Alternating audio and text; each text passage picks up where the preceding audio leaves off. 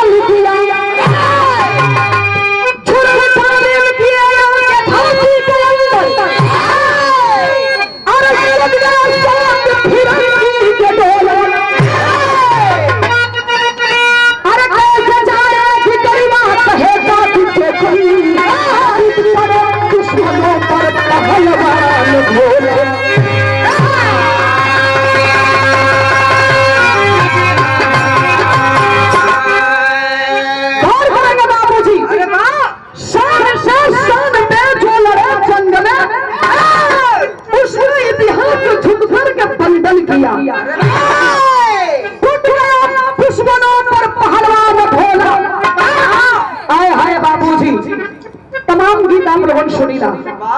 लेकिन एक ऐसी कहानी बारे हिंदुस्तान में धरती बारे हिंदुस्तान में जवान जो देश के खातिर अपना घर परिवार सब कुछ निछावर किए यहाँ एक लाइन कवाली का टुकड़ा बा कवाली है मास्टर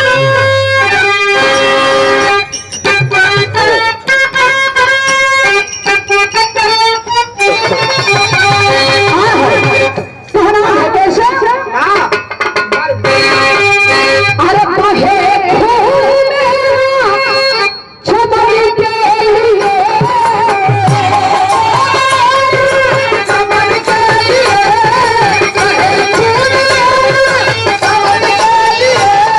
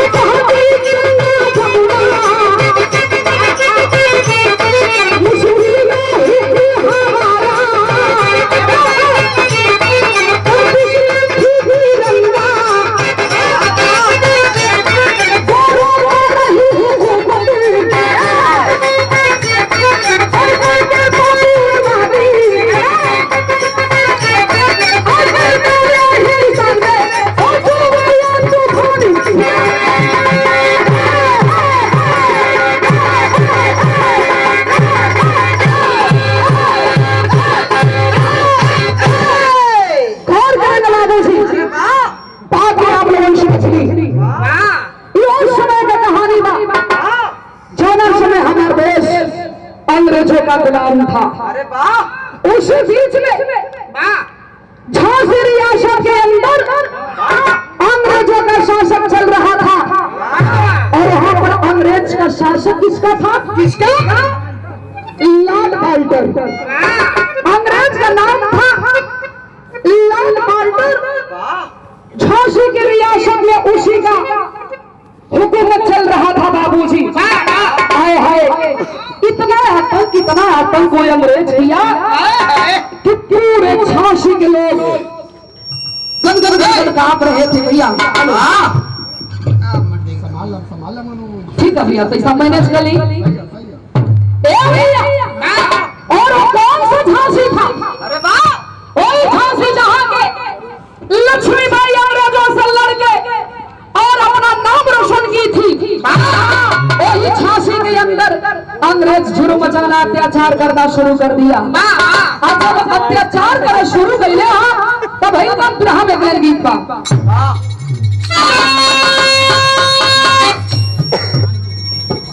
का चुरचुरात हो भैया कहाँ से दिखा ऊपर वाला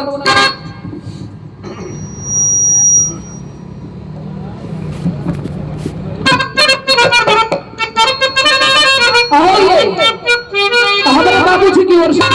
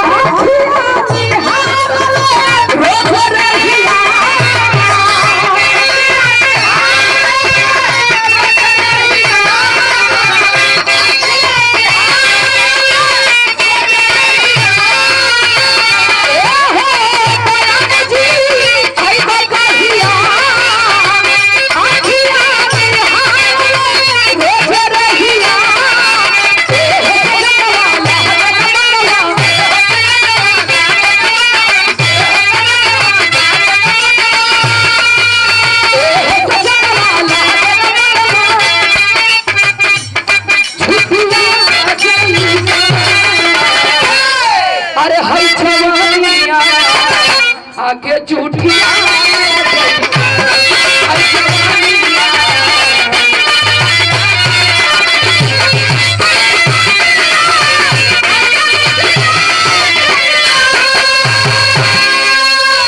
लेकिन बाबू हर अंग्रेज ऐलान कर दिया। आज जब ऐलान कैले तो भैल का कहना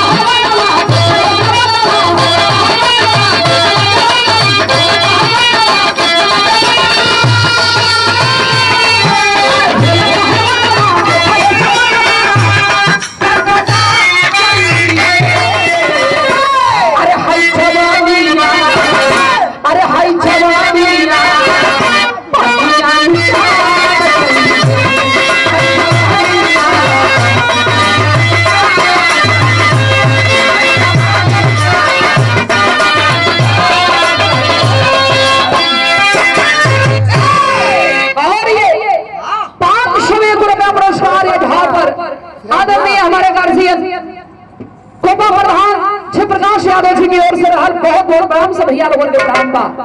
ए भैया वो जो बाल्टन अंग्रेज आया था झांसी के अंदर, जिसका हुकूमत चल रहा था, उसी के देख रेख में एक और पहलवान आया था जिसका नाम बताया गया लाड होकर।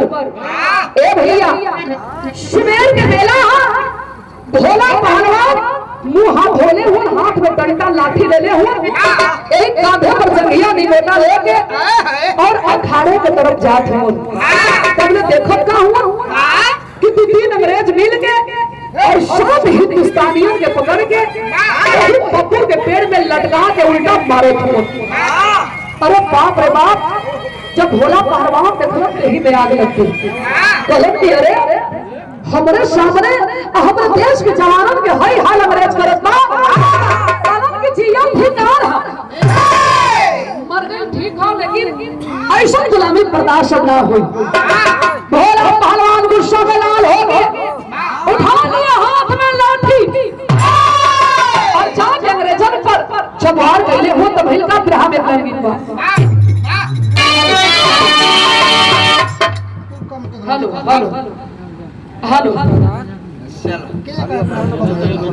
हेलो हेलो कैसा भैया आप देख लाएंगे? हेलो हेलो हेलो हेलो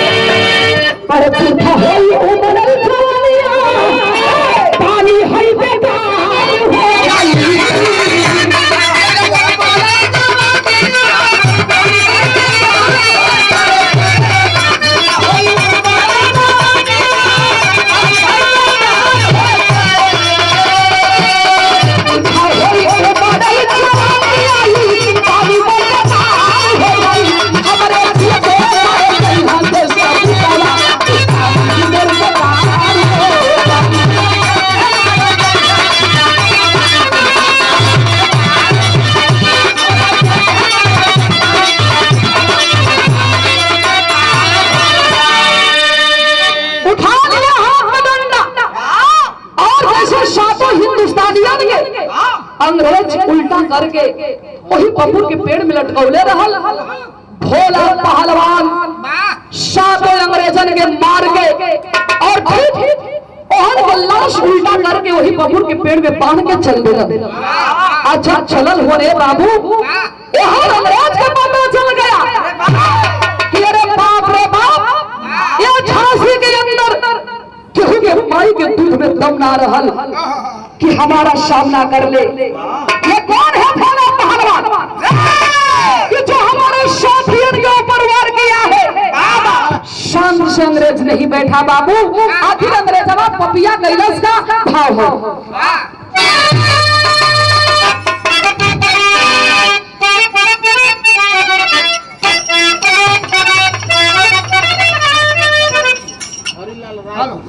और ये हरिलाल जी रायपुर से बड़े भैया की ओर से पुरस्कार हल 100 रुपया, बहुत बहुत प्रणाम। कैसे ये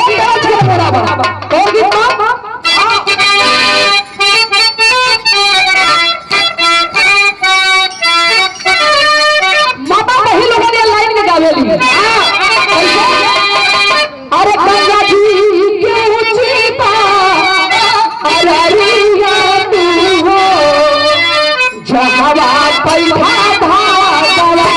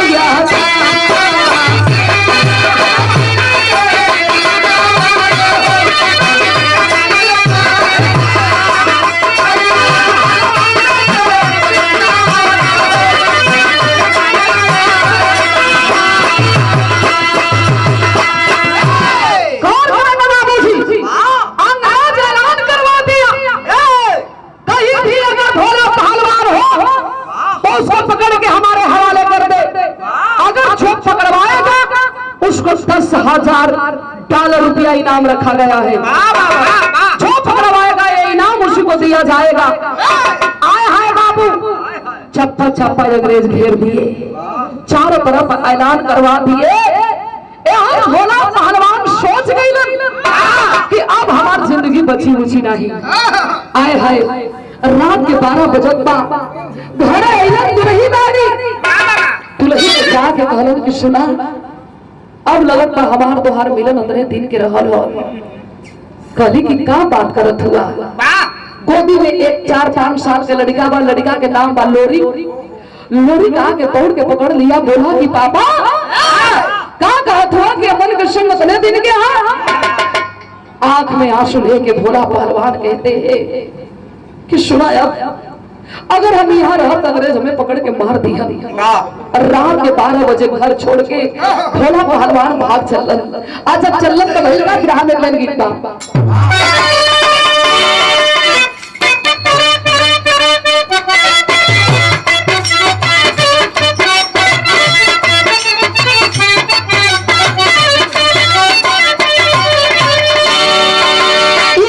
पहलवान बहुत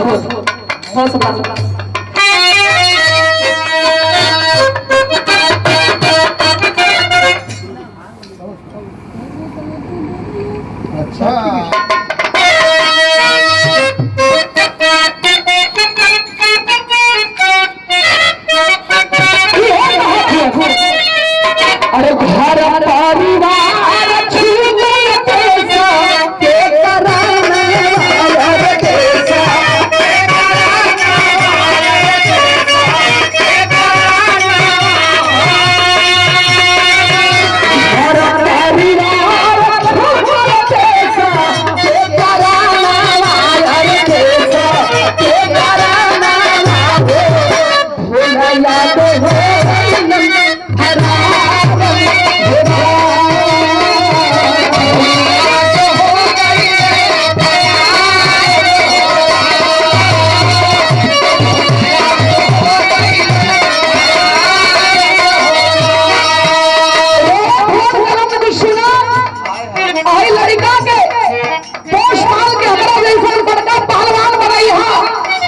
लेकिन हमारे बचवा के छोड़ के तो कबो मत गई है रोवत भाई की सैया अब जब मैं अमर को छोड़ के जात हुआ ना अरे अमर के जिया भी कैसे आए हाय लेकिन कहो छोड़ता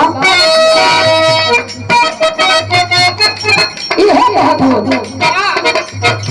आधिया में भगवान भाई नहीं आते तू सुभान आया रे आगे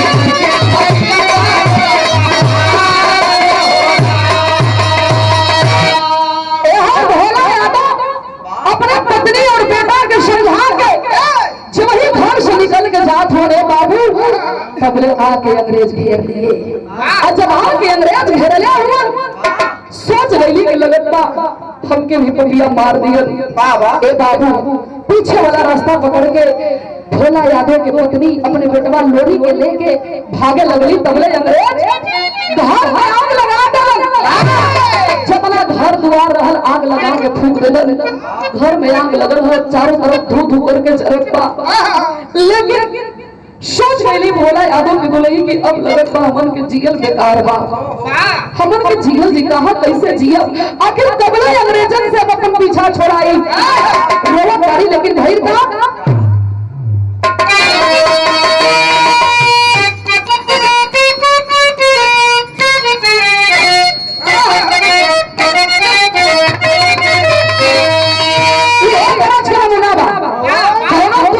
तलाश के चला तू तो बाहर हुआ लेकिन यहाँ का भी तो तोके पता ना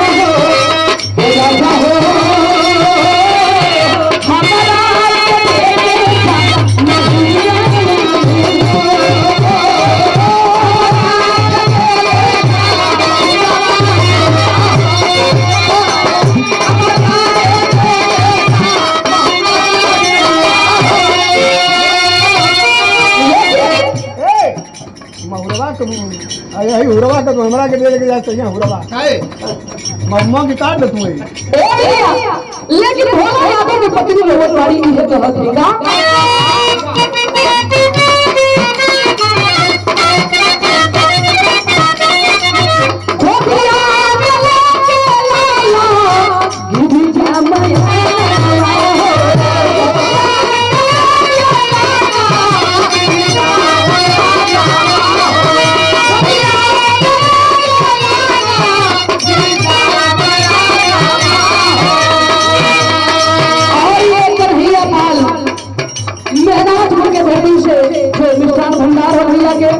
ये पुरस्कार है 100 रुपया बहुत बहुत प्रणाम से भैया लोगों के प्रणाम का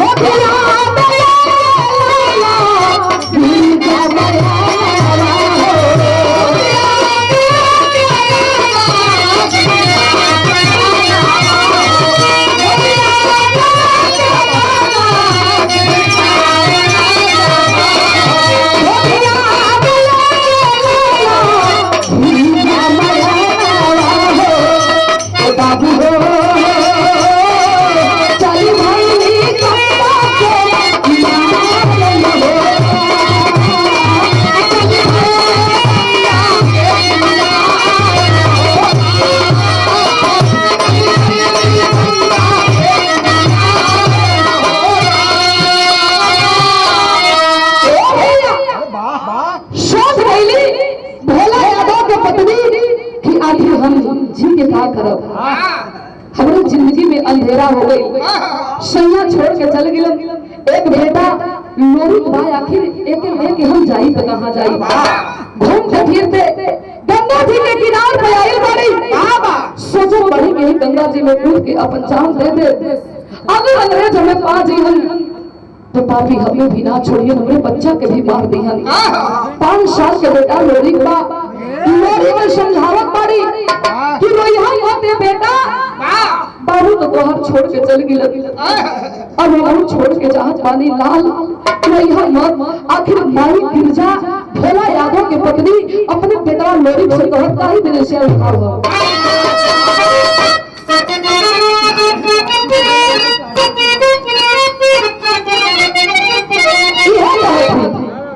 अरे बाबू तो हर छुट्टी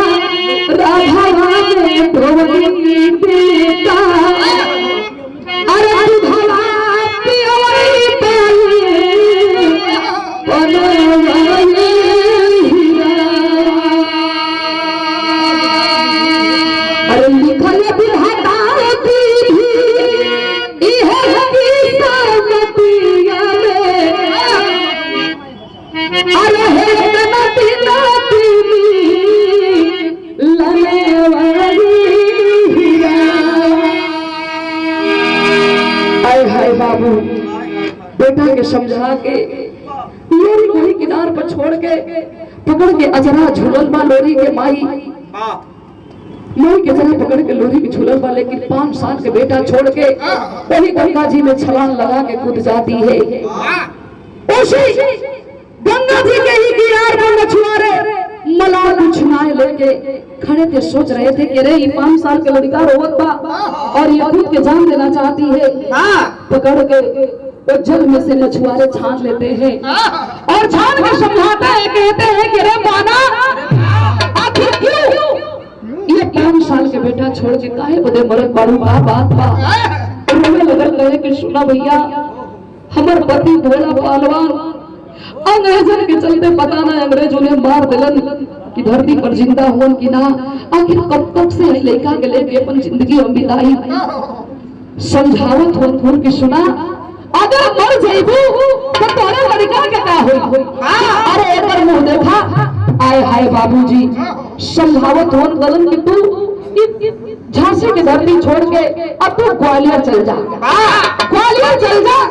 राजा रतन सिंह के पास और राजा रतन सिंह के पास जाके अपन दुख बताइबू तो के वहां शरण मिल जी। आए हाय बाबूजी, भोला यादव के पत्नी झांसी की धरती छोड़ के ग्वालियर में आती है। राजा रतन सिंह के पास जब गई बारी अपन पूरी दुख बतावत बारी। अच्छा पूरी दुख बतावत बारी राजा रतन सिंह से, तो भाई का भाव मास्टर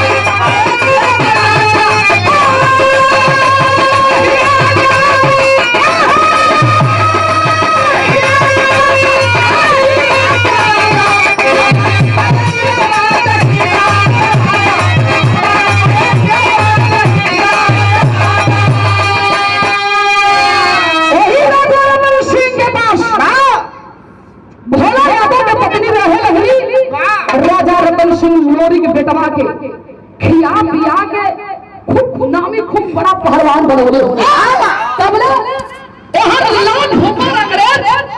झांसी में जो आया था पाल्टन अंग्रेज के देख रेख में ऐलान करवा दिया, कोई है माई के लाल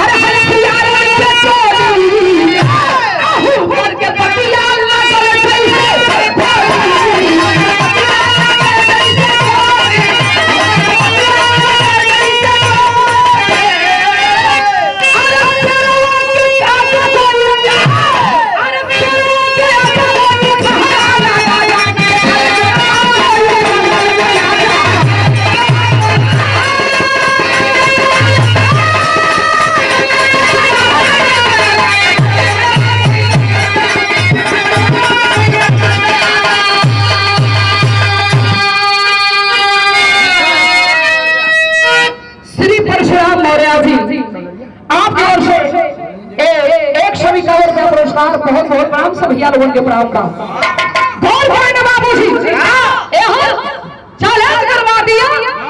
और जब चैलेंज करवले है तब राजा रतन सिंह कहलन लोरिक से, भोला पहलवान के बेटवा लोरिक से कहलन कि पहलवान अरे आई डिब्बा के दूध पिए वाला ई बम पिलई के तरह कुल मोटाइल होन सारे अब चैलेंज किया है हिंदुस्तान के धरती के तब लोरिक कर्जा है गरज के कहलस का चौरिया के अंदर भाग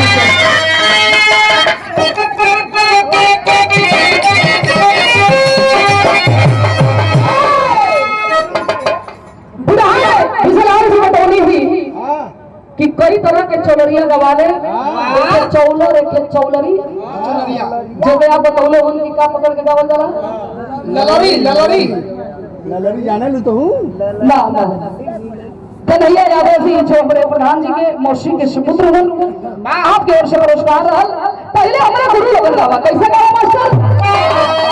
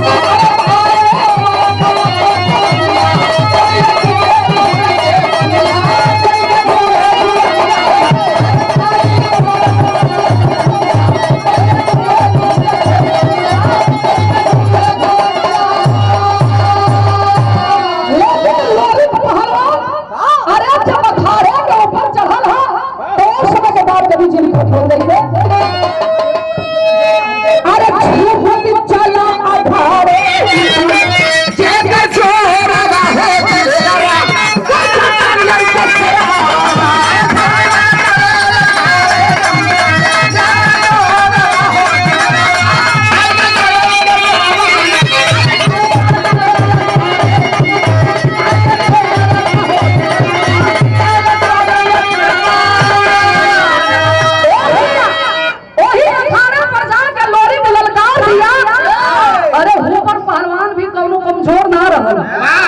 लगा के अपन दाव जमीन है पटकलस लेके पटके पटके भर में तबला लोरी संभाल देलस। आज जब संभरले हां तब भइल का तेरी के अंदर भाव होगा तेरी के अंदर कभी भी बात लिखत होगा ना बताइए। अरे बुढ़ौती में जवनिया जागल बा क्या बात है कैसा गुरु बढ़ जा बढ़ा नहीं बहुत बढ़ा नहीं थोड़ा सा आगे से आगे ना बढ़ा नीचे लेला लेला लेला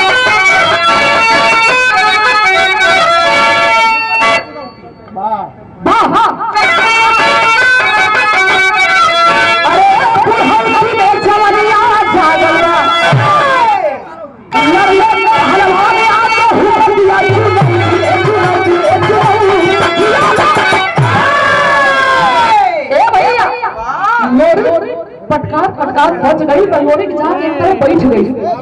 आज जब बैठा रहा लोगों के भीड़ लगा रहा ललकार दिया अरे है 4 दिन का लड़का हमारे सामने ठुकी जब इतना बात वही भिड़िया में एक बूढ़े आदमी बैठ के सुनत हुआ और रहल के भोला पहलवान जो अपना नाम बदल के शंभू पहलवान नाम रखे थे। सोच गलन के रे देश के आन बान शान के बात हो और ये लड़का 4 दिन के ठीक हम मानत थी लेकिन एक भी रियाज तक कम ना रहल अंग्रेज थोड़ा परियार जरूर पड़ा था।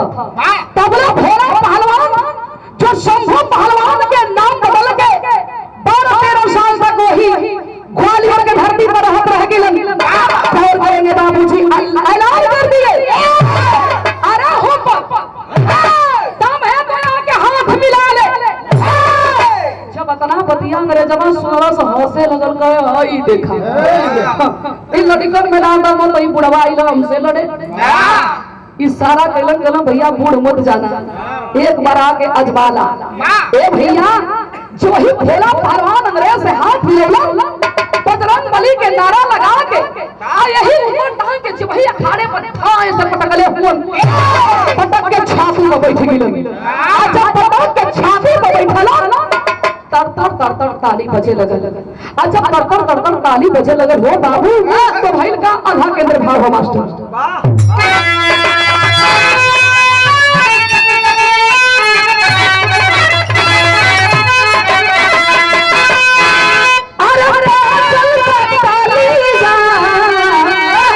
अरे नगारा बाजेगा अब फुलवा के माला राशे अरे फुलवा के माला राशे भर गई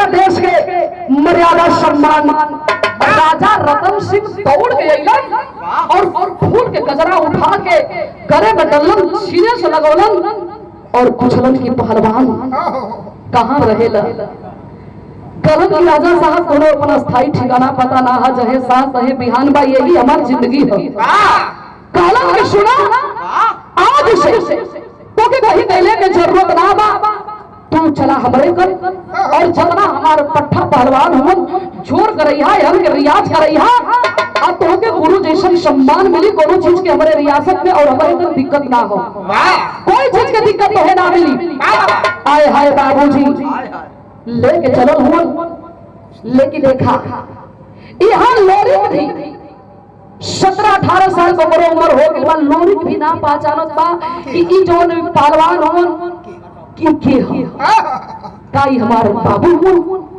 अना भोला पहलवान चिन्हत कि आखिरी लड़का के है लगलन रियाज करावे लगलन जोर बनावे आ झूठी नहीं लहा कौन दिन गुरु पूजा वाली दिन के जहाँ भी अपने गुरु के लोग पूजा करेला वही गुरु पूजा वाले दिन के घरे जाके अपने माई से रो के कहत बा गिरजा से कि माई हमार गुरु हमारे बड़े बड़ा मेहनत करेला आज गुरु पूजा के दिन बा आखिर हम रात ही उनके गिरजा गली की बेटा हमरो बोले तो कुछ नहीं खे लेकिन जौने बा तो उन्हें हम दे लेकिन गौर करेंगे बाबूजी भैल का ग्रह के निचोड़ में लिखे के पड़त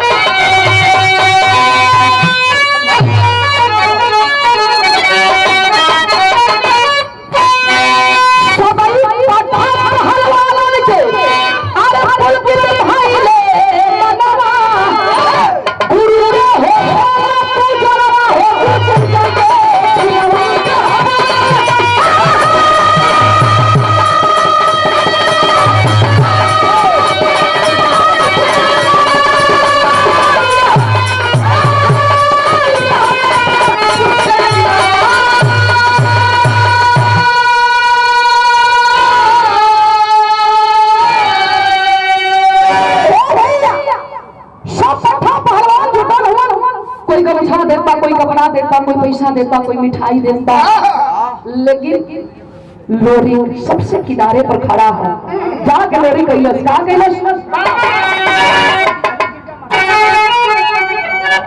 अरे घर के हंसुली बिहली गिरजा बताई अब गुरु के अपने बेटा कैसा भी हर चुकाई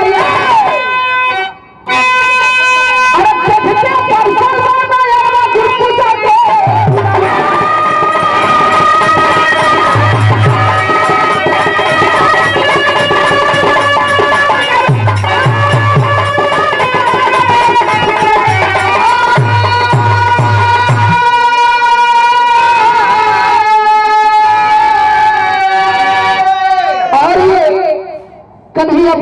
दिनाजपुर की धरती से जो मिष्ठान भंडार हो भैया के ये पुरस्कार हल 101 रुपया। भोला यादव के पत्नी गिरजा अपने घर के हंसुली निकाल के दिली कली की सुना हमरे पहले तो कुछ बा नहीं, लेकिन है ये ले जाके अपने गुरु जी के सम्मान दे दिया और सम्मान से दे के उनकर चरण के चूम लिया। ले जाके मला पहना के अम्माई के दिहल कर के हंसुली जब भोला पहलवान के हाथ में थमौलस लोरी तो भोला पहलवान के आंख से झरझर झरझर आंसू चले लगल। क्योंकि भोला पहलवान वो हंसुली जब खरीद के लाई रहल अपने पत्नी गिरजा के देला तो ओ हंसुलिया पर अपन नाम लिखोले रहल।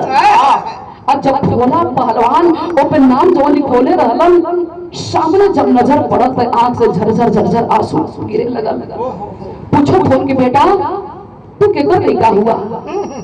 रोने लगा कहे कि गुरुजी मत पूछिए, आज के 15-16 साल पहले अंग्रेज हमार बाबू बड़का नामी पहलवान रहलन, बहुत बड़ा पहलवान रहलन। अंग्रेजन के चलते पता ना अंग्रेज उन्हें मार देलन कि हमार बाबू कहीं चल गिलन, आज तक पता ना चलल। माई हमार बिया वो मरे जात रहल, मछुआरों के कुछ सहारा मिलल, राजा साहब के ही चरण में आके मन के जी लजा जो कुछ भी हम ही राजा साहब के ही देना। भोला पहलवान कलम की तरह अपने माई से मिलवा देवा हमें।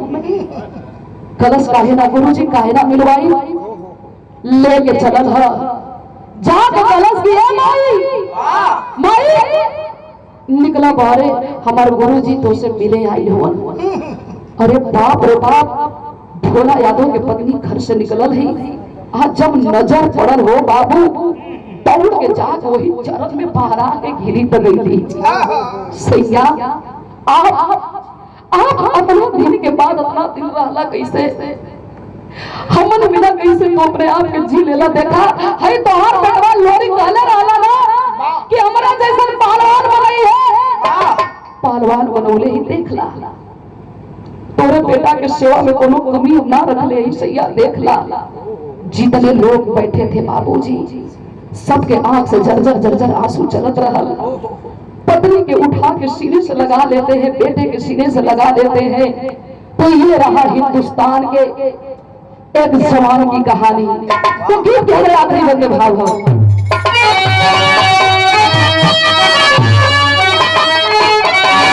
गुरु बिहारी पत्ती छोड़